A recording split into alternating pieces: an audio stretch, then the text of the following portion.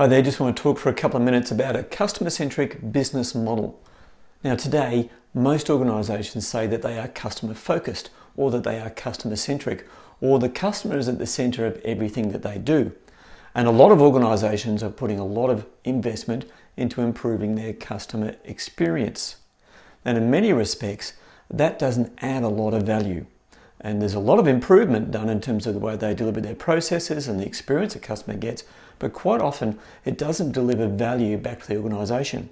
And one of the key reasons behind that is that businesses and organisations are still essentially product-centric, or they think about what they do and they look at it then out at the customer. Now, in my book, Profit by Design, the whole idea is that we switch that around.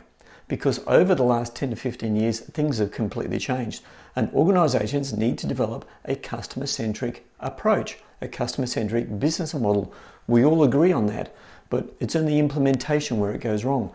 Organisations today, most of them are still taking a product-centric approach, and they're taking a customer stuff and just bolting it on, and it doesn't actually work. So what we need is, as we'll talk about in the book, Profit by Design, we need a customer-centric business model. We need a model that actually takes us through the process of re-engineering the business model around the customer rather than around what we do. So at the beginning, the first step is we take the customer portfolio, we look at the customers, and we really understand the two-way value exchange. Now there's going to be different customer groups, and I'm not just talking about personas, but there are different customer groups. And I'm not just talking about different demographics and all the type of stuff we typically look at. What we're looking at is how the customer behaves.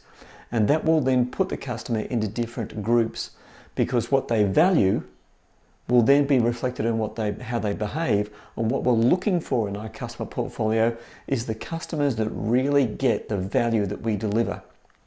When they get the value that we deliver, they become profitable customers for us, but more importantly, they become customers who are advocates of what we do.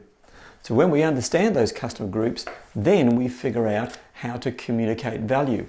And that's the second step there, is about understanding the value proposition. And the value proposition I'll talk about in a bit more detail in another video, but it's got to be at two levels. It's got to communicate why the customer should even consider you in the first place. And then secondly, how your products and services can be of value to them. And it's got to go in that order. Customers will connect with us based on what we value. And then the whole business model underneath it is about how we deliver value for the customers.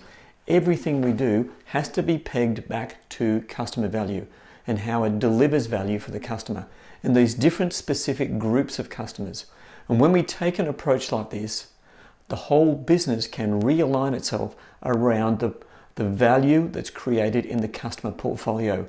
And from that, long-term success will come for the organisation.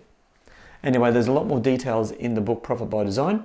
And in a link below, you can grab the first couple of chapters. But there's also templates you can download which will take you through the process about how you develop a customer strategy and use that customer-centric business model to align your business with the outcomes and the value delivery for your customers. I hope this has been of value, and thanks for watching.